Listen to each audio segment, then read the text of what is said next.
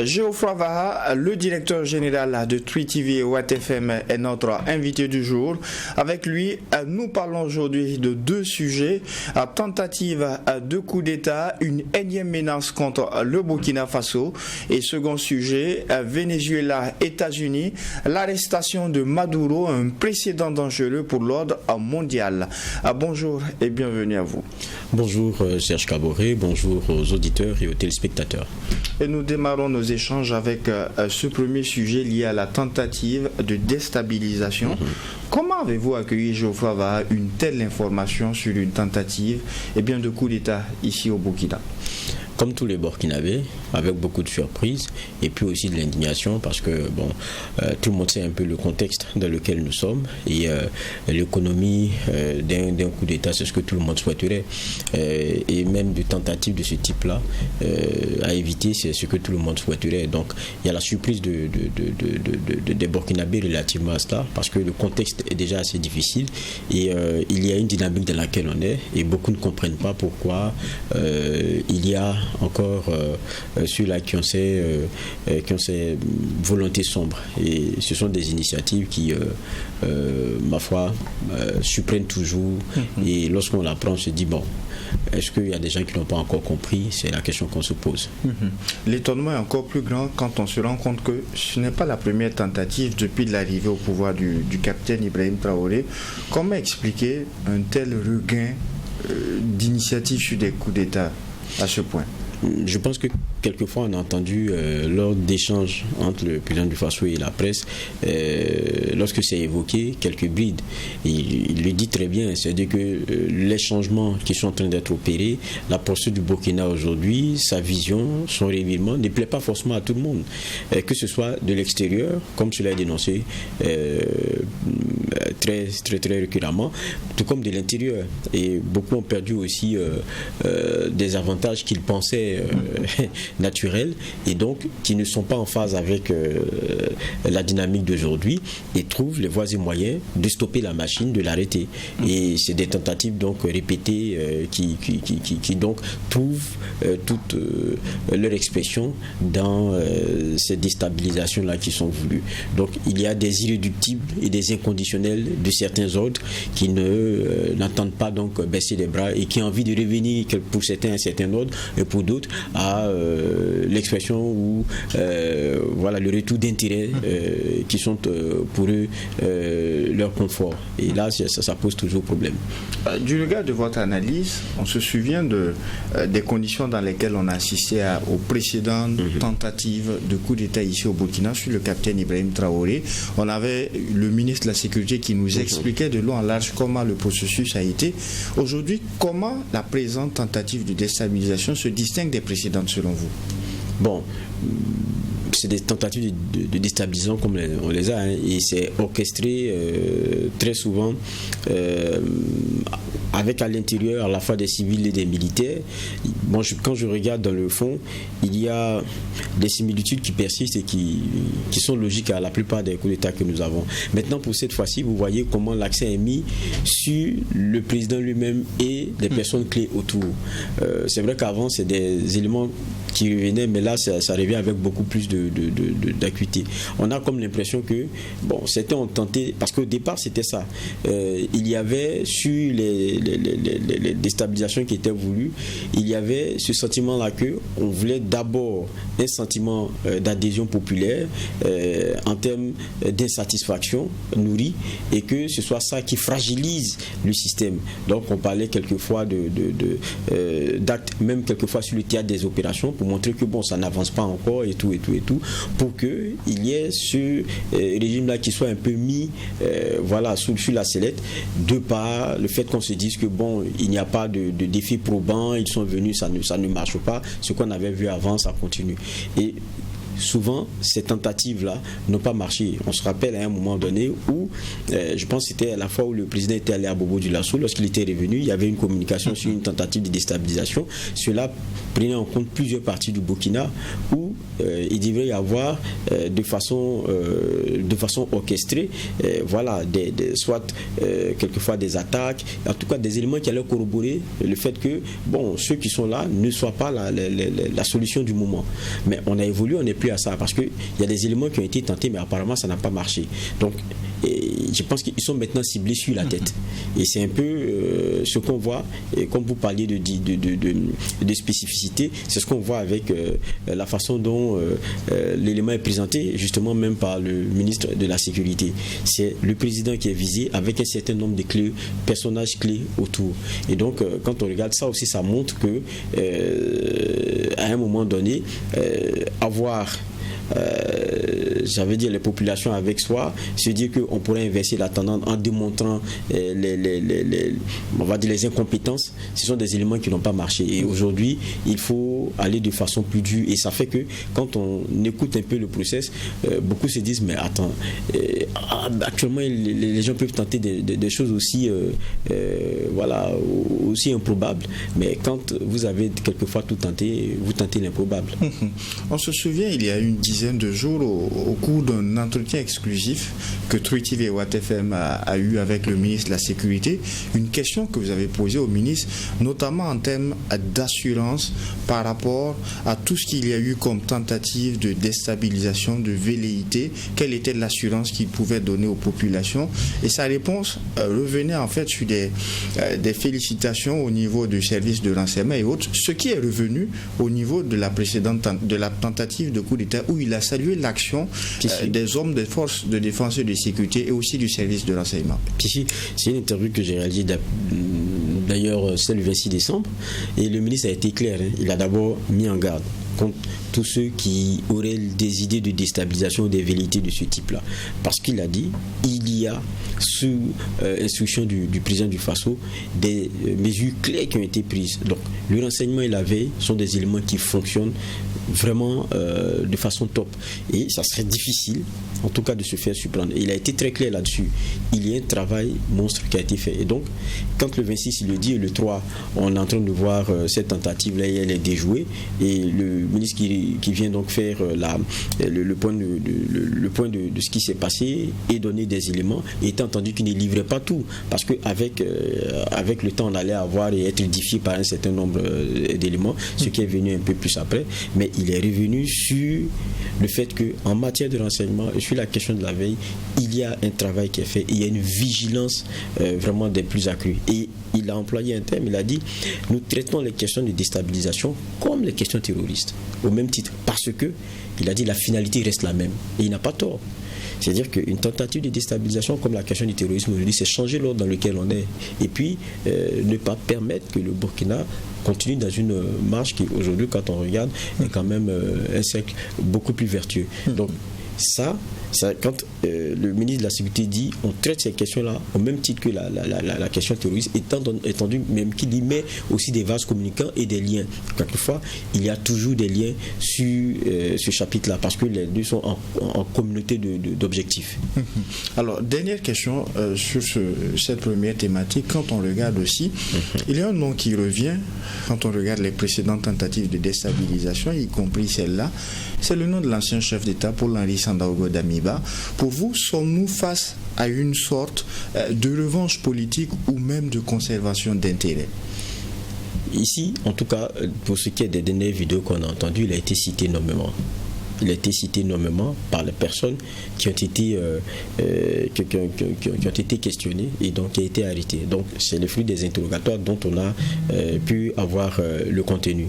Et je pense que ce sont des accusations qui sont quand même assez claires et qui donnent un peu quelquefois le contenu des discussions qu'ils ont eu à avoir et des éléments qui disent avoir discuté directement avec lui. Donc ce qui fait que c'est quand même assez puissant en termes de témoignages et d'implication. Si c'était des personnes qui avaient rencontré d'autres personnes, qui parleraient au nom d'autres personnes, ça pourrait se comprendre. Mais là, c'est des éléments qui disent avoir discuté directement avec lui. Certains qui disent être allés le voir et qui, dans les discussions qu'ils rapportent, c'est un Damiba, un revanchard qui a envie de revenir et qui, par tous les moyens, en tout cas, comme j'ai parlé d'un certain ordre, le fait revenir d'une certaine façon.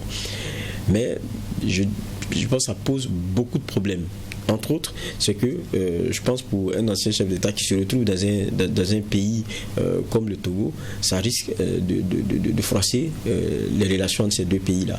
Parce qu'on ne peut pas, lorsqu'on est dans un pays, fomenter ou être à la base de manipulation ou de tentatives de déstabilisation. C'est des éléments qui ne peuvent pas être acceptés par aucun autre pays, et il faut se dire qu'entre le Togo et le Burkina, il va falloir à un moment donné se parler sur le cas, sur justement le cas d'Amiba. Comment est-ce que le Togo va appréhender cela? C'est des éléments qu'on pourrait interroger et regarder comment est-ce que ça va se passer. Et lui aussi met dans l'inconfort le pays qu'il a accueilli.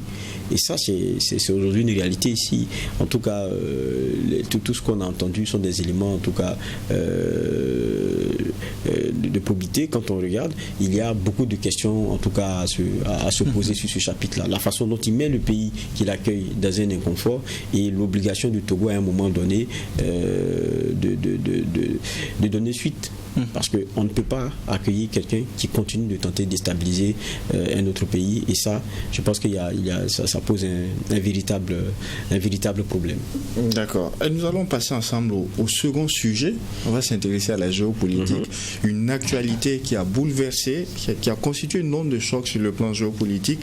Venezuela, États-Unis, l'arrestation de Maduro, un précédent dangereux pour l'ordre mondial. Que sait-on exactement aujourd'hui? Eh bien, sur l'arrestation d'un président dans son pays, dans son palais, par un autre pays.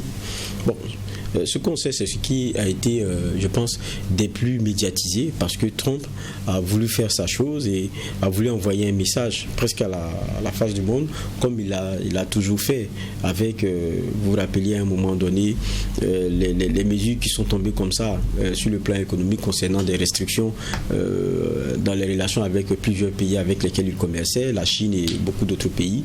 Et certains se disaient, mais les taux qu'il appliquait, c'était un peu fou, mais Trump y est allé. Et après, bon, c'est vrai qu'il y a des discussions qu'il y a eu, et il y a eu un peu de jauge dans la suite des choses. Mais c'est un Trump qui fonctionne toujours comme ça. Et aujourd'hui, avec la question vénézuélienne, c'est vrai que ça chauffait déjà aux États-Unis en termes de débat. Au Congrès, certains se disaient, mais ils sentaient en tout cas la volonté de Trump de tenter quelque chose au Venezuela. Et beaucoup se disaient qu'il n'allait pas pouvoir le faire parce que le minimum, ce serait de passer quand même par le Congrès pour en avoir l'aval. Et il a pris tout le monde de court. Et même certains de son camp, ou bien la plupart même de son camp qui sont du Congrès, ont tous vu un matin la photo postée par Trump sur son réseau social là, de Maduro, comme on l'a vu menotté avec le visage bandé et tout. Donc, et je lui disais, c'est une image forte que le président Trump voulait envoyer à la face du monde, que c'est lui le maître du jeu, c'est tout. Il s'élève et il s'en va arrêter un autre président. C'est vrai que ce n'est pas la première fois que ça s'est fait, parce que George Bush père, il l'a fait il y a en gros 36-37 ans, concernant le premier homme de la République de Panama. Il l'a arrêté parce que le prétexte qui avait été trouvé, je pense que c'était le décès d'un soldat américain qui, dit-on, avait été tué par les forces panamiennes, et donc ça a été le prétexte pour aller arrêter ce monsieur-là. Et il y avait eu une invasion américaine sur le sol de la République de Panama, et cela a conduit, malgré que le président se soit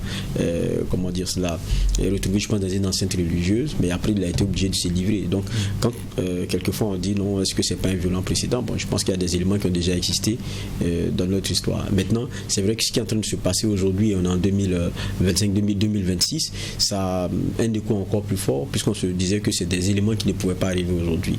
Et le Venezuela, on sait ce que c'est aussi en termes de pays, en termes aussi de force, quoi qu'on dise, militaire. Ce n'est pas forcément rien. C'est vrai que face aux États-Unis, on dira qu'il n'y a pas forcément la commune mesure, mais on se disait que ça n'allait pas être aussi facile, même si on parle de 150 avions qui ont été mobilisés, une opération qui a été préparée de longue date, mais il y a un président Trump qui a fait fort et qui a frappé fort, il faut le reconnaître, parce qu'être capable d'aller arrêter comme ça, avec une incursion, un président sur son sol, et venant d'un pays hostile, parce que les Américains sont fichés comme pays hostile, ça c'est clair, pouvoir intégrer l'espace aérien, mener cette incursion, il faut le dire, ils ont fait fort. Alors, dites-nous à présent, pour opérer une telle action militaire, il faut avoir un certain nombre d'alibis. Qu'est-ce que Donald Trump reproche à Nicolas Maduro? Quelles sont les raisons qui ont prévalu pour pouvoir mener une telle opération? Il faut dire que le temps monte entre les deux hommes depuis un bon nombre d'années. Et c'est la question du narcotrafic qui a servi de prétexte. Encore moi, je préfère aborder cela comme ça en termes de prétexte, parce que quand vous regardez, les questions sont plus profondes que ça. Mais concernant Nicolas Maduro, je pense qu'il a été mis en accusation aussi depuis 2011 sur les questions de narcotrafic aux États-Unis. Et Trump, je pense que même dans son précédent mandat, il n'a pas manqué d'appuyer à chaque fois sur cette affaire-là. Et quand vous regardez, il est allé l'arrêter. On voit les chefs d'accusation, c'est la question de trafic de drogue. Et il y a aussi la question de détention d'armes, dit-on automatique. Mais quand vous regardez même la question de trafic de drogue, ils ont ajouté un autre élément qui, lors de la législation américaine, permet d'alourdir la peine. De toute façon, on parle de narcoterrorisme. Parce que la question terrorisme, lorsqu'elle est ajoutée, ça rend l'affaire un peu plus grave. Donc, c'est ce qui est reproché à Nicolas Maduro et à sa femme. Et c'est pour cela que Trump y est allé de façon officielle. Maintenant, officieusement, on sait quels sont les enjeux et ce qu'il y a au fond. Sur le plan géopolitique, quand on regarde, on a vu un monde qui a été divisé. Pendant que certains pays étaient en train de saluer une action courageuse, d'autres étaient en train de dénoncer un enlèvement. On connaît les différentes facettes qu'il y a au niveau du Venezuela, qui a des partenaires comme la Russie, comme la Chine. Comment est-ce que vous interprétez tout cela? Les partenaires dont vous parlez ont condamné ce qui s'est passé. Et puis, il y a aussi les partenaires des États-Unis qui, eux aussi, se sont en tout cas réservé le droit de se sont abstenus de condamner, mais ont juste demandé que les droits de Maduro soient respectés et sa dignité aussi, c'est tout. Donc c'est le jeu des intérêts qui est en train de s'exprimer ici. Mais quand on regarde dans le fond, il y a que, pour moi, la leçon aussi, c'est qu'il y a des éléments qui se passent, mais après, chaque pays interroge selon ses intérêts.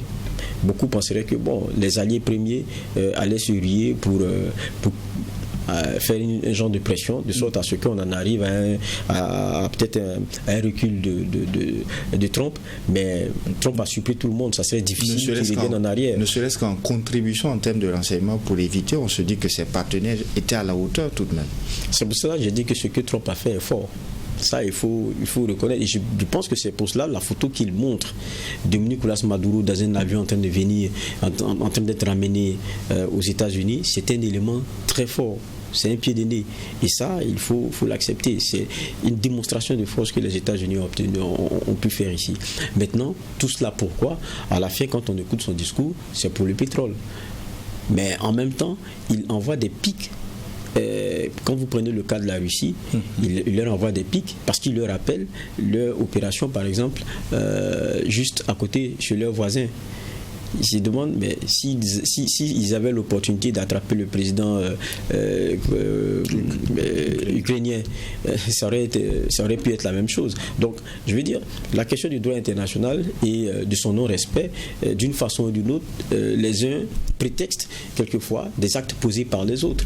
Et le droit international, je le dis encore pour moi, ce n'est que pour les faibles. C'est ceux à qui ça s'applique. Les forts, eux, trouvent le moyen de continuer.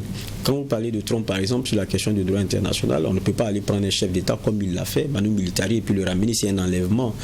Et Maduro, lorsqu'il a été interrogé, la première chose qu'il a dit, il est chef d'État et qu'il a une immunité. C'est une vérité. Mais est-ce que cela compte aujourd'hui pour Trump? Non. Est-ce que ce droit international, on a entendu au niveau international aussi dire que non, il n'y a pas eu ce respect-là des droits, tout le monde est unanime là-dessus, mais qui va faire la pression sur les États-Unis, étant entendu qu'on sait qu'il y a des voies possibles, en tout cas pour donc dénoncer cela. Mais même si vous le dénoncez, qu'est-ce que cela va apporter en termes d'impact pour quelqu'un comme Trump, qui même sur les enquêtes qui ont été ouvertes, par exemple sur les frappes à Gaza et tout, a décidé de mettre des restrictions et à alourdir des peines sur les enquêteurs qui avaient été désignés par la Cour pénale. Donc attendez, c'est pas quelqu'un qui respecte ce droit-là. Voilà, donc il en a cure. On a tout de même une puissante organisation comme l'ONU, laquelle a dit qu'il n'y a pas eu le respect du droit international, mais pas plus. Qu'est-ce qu'ils pourront faire? Et c'est cela la réalité. Et dans ces institutions-là supranationales que nous avons, il y a le poids des plus grands qui ont les droits de veto dont on parle et qui ont des droits tellement importants qu'à un moment donné, face aux faibles, il n'y a pas de marge possible. Et beaucoup, et ça c'est la réalité, beaucoup ont regardé les choses se pourrir et se faire avec des États-Unis qui depuis au moins 2 décennies sont en train de lorgner le pétrole vénézuélien, et avides de cela, ils ont fait ce qu'il fallait, et aujourd'hui ils n'ont regardé que leurs intérêts. Pour vous, il est difficile de dissocier donc cette opération militaire des intérêts économiques mondiaux et même énergétiques? Quand Trump finit son opération, qu'est-ce qu'il dit? Il dit qu'il mettra, et ça c'est sans passer par les gants, et c'est un peu peut-être moins cela qui est intéressant dans la démarche de Trump, c'est celle d'ouvrir un peu les yeux pour ceux qui sont encore dans la crédulité, pour ce qui est des histoires de sur le plan international, même le pays le moins fort est respecté, il est protégé, on a des institutions qui travaillent pour ne pas que le plus fort marche sur le plus faible. Aujourd'hui on a ouvert les yeux de tout le monde. Il faudrait que chacun comprenne. Ce qui peut sauver déjà un dirigeant, c'est la symbiose et la force qu'il a avec son peuple. C'est ça d'abord.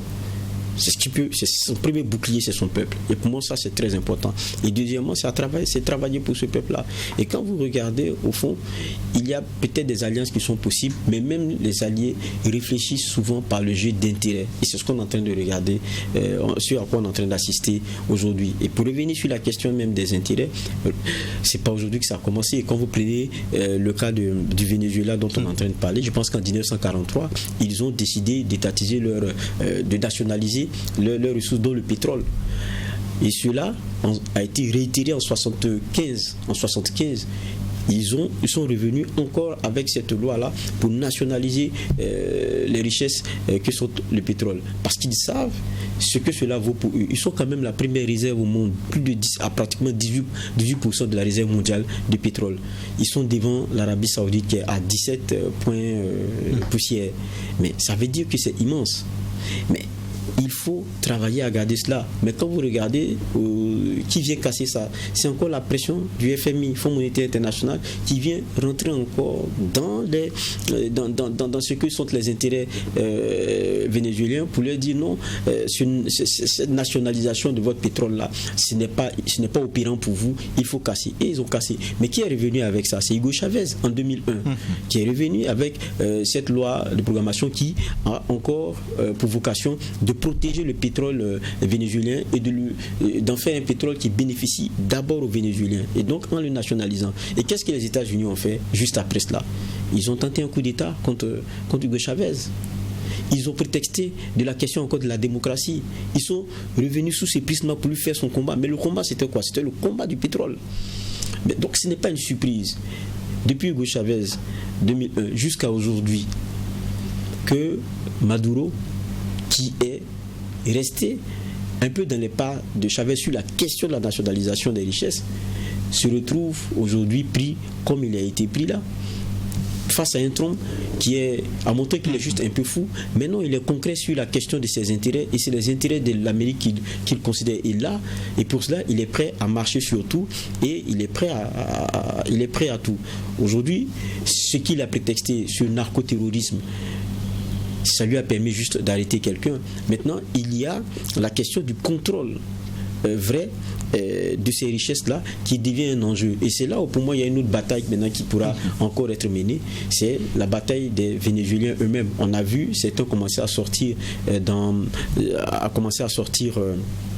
manifester. Est-ce qu'ils vont se laisser faire au point où ils seront vraiment sous tutelle américaine, de sorte à ce que ces entreprises américaines-là pourraient venir, déjà elles sont présentes depuis, pourraient continuer de puiser ce sous-sol-là et que ça ne profite pas aux populations. Pour moi, c'est l'enjeu. C'est là-bas, c'est sur ce terrain-là peut-être qu'ils peuvent aujourd'hui contrer Trump. Sinon, à faire revenir Maduro, ça c'est autre chose. En 30 secondes, ma toute dernière question, nous débordons du temps d'antenne.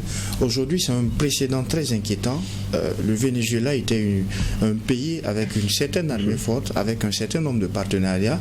Au niveau africain, est-ce qu'il faut s'inquiéter? Est-ce qu'on pourrait voir un chef d'État africain se faire prendre de la même manière aujourd'hui? Est-ce qu'ils ont besoin de venir soulever quelqu'un? Ils n'ont pas. Pour nous là, c'est pas compliqué. On suscite un frère et puis il fait ce qu'il faut et il vient, il est aux ordres et ils n'ont pas besoin d'être aussi en avant-garde. Et il y a longtemps qu'ils le font. Il y a longtemps qu'ils enlèvent les chefs d'État qui sont en fusion avec leur peuple pour les intérêts de leur peuple, pour mettre des personnes qui ne sont rien d'autre que des pantins. Et ça, c'est des éléments qui ont toujours marché. Et comme ça fonctionne chez nous, ils continuent comme ça. Sinon, quelquefois, regardez le cas Trump. Vous prenez un cas africain, il y a eu, par exemple, l'affaire M23, RDC, Rwanda et tout. Quand il est venu s'imposer comment on appelle cela, en facilitateur pour trouver une solution de paix, il l'a fait avec, pour condition première, avoir une mainmise sur les richesses. Est-ce qu'ils n'ont pas accepté d'une certaine façon? C'est ça la réalité. Donc il n'a pas besoin de venir enlever nos chefs d'État, puisque on a toujours des cousins, des frères, des nationaux qui peuvent faciliter ça. C'est triste, mais une réalité. Merci à vous, Geoffroy Vara. Je rappelle que vous êtes le directeur général de Tweet TV et Watt FM. Merci pour vos clés de lecture. Merci. Merci également à vous, auditeurs et téléspectateurs des médias leaders Tweet TV et Watt FM. Ainsi se referme ce numéro du DEJ Matinal Info. Et en attendant de vous retrouver pour un prochain numéro, non seulement portez-vous bien, mais aussi et surtout que Dieu bénisse le Burkina Faso. Au revoir.